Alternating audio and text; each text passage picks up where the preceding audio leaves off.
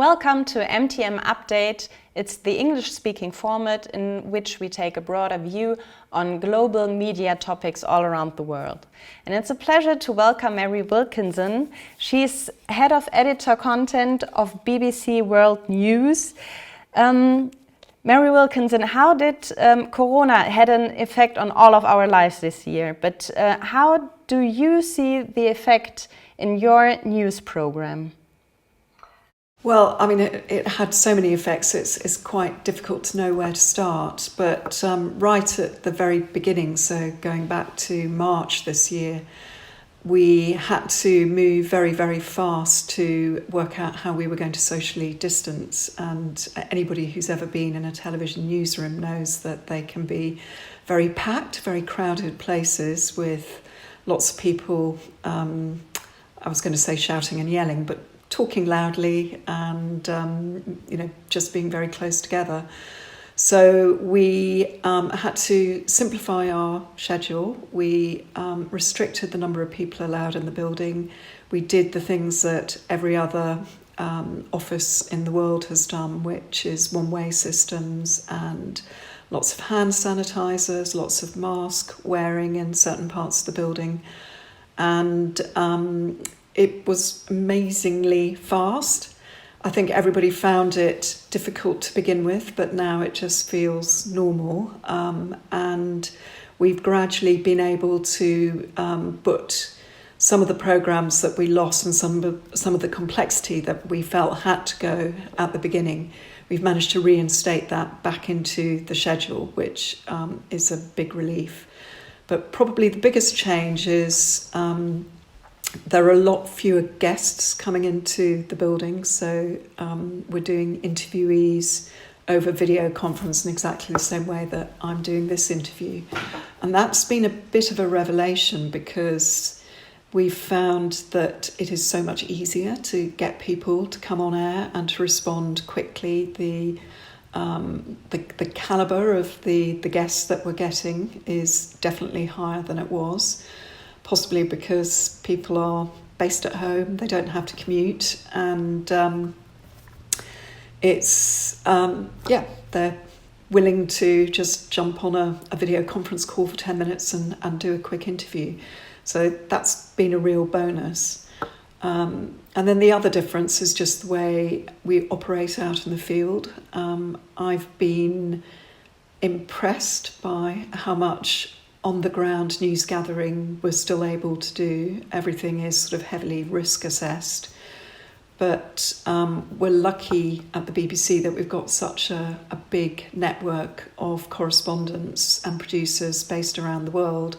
So we don't have the problem of having to fly people from London to wherever.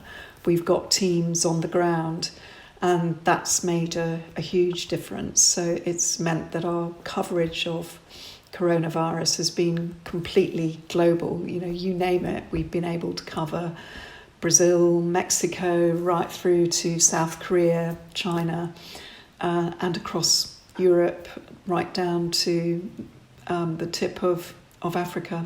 I want to talk to you about the network you have, because we had Corona now. It was a real digital push in the media, but the digitalization took place much longer, and the news formats, they kind of have trouble with the pace of the digitalization and still keeping the accuracy of news.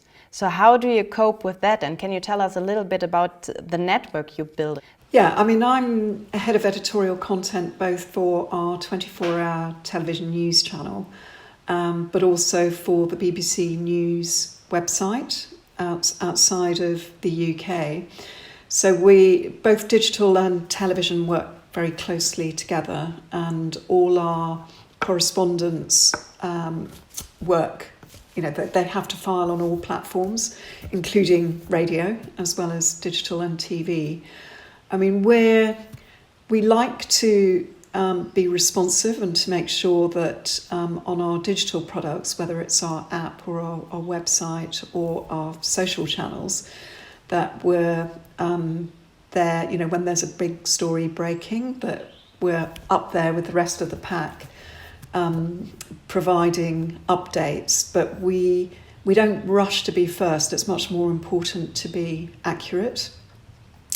We've got very good live pages now, and throughout the coronavirus or the pandemic, we've had a live page going, which is just a really good way of updating and being very responsive. And we do have a policy of digital first, so if somebody gets access to news, it goes out on a digital platform first, with radio and television following swiftly behind. Can you explain a little bit the word live page? Is it a home page with live content on it? Yeah, the live page is very prominent whether you land on our news website on a desktop or whether you use the news app or go online. It's one of the sort of top things that you see. And once you're in the live page, there'll be a team of 3 to 4 people who are curating it, and it's a stream of updates. So it'll be pulling in stories from social, from our own correspondence. Sometimes we will reference other people's stories if they get a major breakthrough. It will have video, it will have text, it will have graphics, and from a user point of view, it's a very good way. At the end of the day, if you're interested in what's happened today, what's the progress on a vaccine, what are the infection rates like near me or where I'm planning to go on holiday, you can just scroll through it and get it, everything that you want to know that has happened today will sit in that live stream. Speaking of live events or breaking news, everybody can produce live content now. You just need your iPhone. When there's a game-changing event, like, for example, the votes in Belarus, you knew that the votes were going to take place, but a lot of journalists just didn't get into the country. How do you cope with that? Are you using other sources of people who do their videos, and how do you save the quality? Well, we did have reporters in, but also we've got a lot of Russian language journalists who won't have been in there, and it's all the old-fashioned journalistic methods, phone calls, contacting people online, having sources, and being on the ground as well, although frequently in countries like Belarus. Well, probably actually for the election in Belarus, it was quite easy to get people to talk to you. But, you can be operating in some countries where it's very difficult to speak to members of the public because they fear for their own safety. So having a correspondent there, you can learn a certain amount, but you can frequently learn more through other means, and it might be talking to the diaspora or talking to NGOs or refugee groups outside of the country that have contacts and networks in the country and safe ways of contacting them and speaking to them. And, if we can tap into that, then that's often a better way of finding out the experience of citizens within particular countries than actually turning up as a very sort of prominent TV crew that can't really speak to anybody. I mean, North Korea would be a classic example. It's very difficult to send a team into North Korea and actually learn anything other than what the North Korean government wants to show you. So you have to find other ways of trying to find out what's going on. Do you do video calls more often now than you did 3 years ago? Oh yeah. I mean, certainly since the pandemic, it's I couldn't put a percentage on it, but it's an awful lot higher, and we are less worried about what the audience will think about it. I think the audience, of course, it's much nicer if you've got a good quality picture, but they're very understanding. If the person at the other end is very pertinent to a particular story and they've got something to say and it's in the moment, then people are very forgiving of a slightly weak video signal. And even, I mean, to me, I think the audio is often more important. You really need to be able to hear what somebody's saying, and if it's a sort of low resolution picture, it doesn't matter so much. But again, depending on the story, you would hope that you get good audio, but sometimes you're even prepared to tolerate bad audio just to hear it from somebody who's actually living the experience or able to break the news. Do you regard that as a positive push of the pandemic? That there is a greater tolerance to the content of what is said than to the picture? Yeah, I mean, it'd be interesting to see whether it continues beyond the stage where people understand why we're doing it the way we're doing it. But the other thing that's happened is the technology has just got better, and the sort of people that might be called upon to do an interview from their home, I know I've done it myself. People are investing in better cameras and better, more expensive broadband packages and better microphones. So actually, it's we're finding that it's people are helping us. We don't need to invest so much in expensive kit ourselves, because it's quite remarkable how many people out there who might be interviewed do have access to quite high spec cameras and microphones. Do you also think that people regard it as a more authentic way of broadcasting? I hope so. I mean, I think because it's so much more responsive, it's immediate. I think that does lend something to just giving the audience the sense that they're being allowed in and given the most up-to-date news, using every tool available. Okay, I want to talk to you a little bit more about BBC Global News and your finances. The BBC is known as a public-funded station, but BBC Global News is actually not. Yes, BBC is very complicated, and you'll find that most people in the BBC don't really understand how my part of the BBC is funded. But we are entirely commercial, so we're funded through advertising revenue and distribution revenue. And we operate outside of the UK, because inside the UK the BBC is funded by a licence fee. So BBC World News, the TV channel, is not available in the UK because we carry advertising.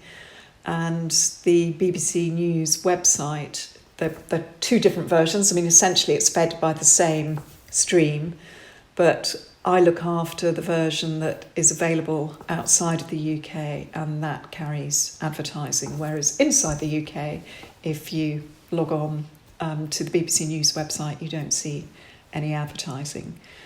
And the reason for that, it goes back to 1991, when the BBC it could see that, quite frankly, they could see what CNN was achieving, and realised that having an international 24-hour, 7-day-a-week television news channel was probably the way that audiences wanted to consume their news. And the BBC had been doing World Service Radio for a very long time and built up a big audience, but wanted to branch off and have as well as having an English language radio service, wanted to have an English language TV news service. And the government at the time wasn't convinced, so the BBC decided that, this is important, we'll find a way of funding it. And the only route to do it at the time was to do it commercially, via the commercial route. So yes, you've got BBC World Service, which is funded by the licence fee and a bit of government funding, but that's 42 languages, radio, digital, and some television stations in languages, but not in English. And then you've got BBC Global News, which is the commercial English language news services, both on web and television, which are commercially funded. So it's complicated. The debate about the news in Germany, it's always connected to trust, because a lot of people kind of lost their trust. Aren't you afraid that because you get money from some companies who place commercials, how do you convince people that it doesn't go together?